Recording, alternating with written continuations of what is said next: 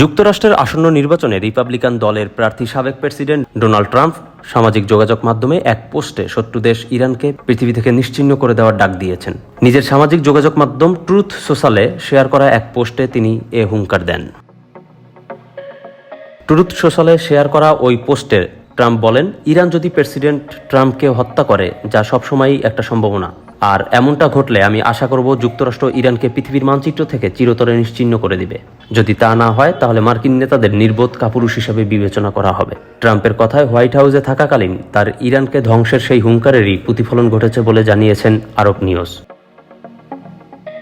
ইসরায়েলের প্রধানমন্ত্রী Benjamin Netanyahu গত বুধবার মার্কিন কংগ্রেসের যৌথ অধিবেশনে তার দেওয়া এক ভাষণে ট্রাম্পের বিরুদ্ধে ইরানি চক্রান্ত তুলে ধরার পর ট্রাম্প এই পোস্ট করেন।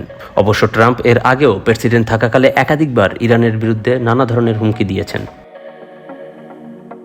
মার্কিন গণমাধ্যমগুলো গত সপ্তাহে জানিয়েছে, মার্কিন গোয়েন্দারা কয়েক সপ্তাহ আগে ট্রাম্পকে হত্যার জন্য ইরানি ষড়যন্ত্রের কথা জানতে পারে। এরপর থেকে মার্কিন সিক্রেট সার্ভিস ট্রাম্পের নিরাপত্তা জোরদার করে।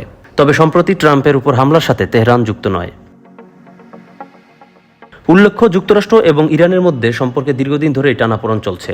2020 সালে যুক্তরাষ্ট্রের হামলায় ইরানের রেভলিউশনারি গার্ড বাহিনীর কুদুস ফোর্সের কমান্ডার কাসেম সোলাইমানির মৃত্যু ঘিরে দুই দেশের সম্পর্কের আরও অবনতি হয়। ইরান তখন এ হত্যাকাণ্ডের প্রতিশোধ নেওয়ার ঘোষণা দিয়েছিল। ওই সময় যুক্তরাষ্ট্রের প্রেসিডেন্ট ছিলেন ট্রাম্প।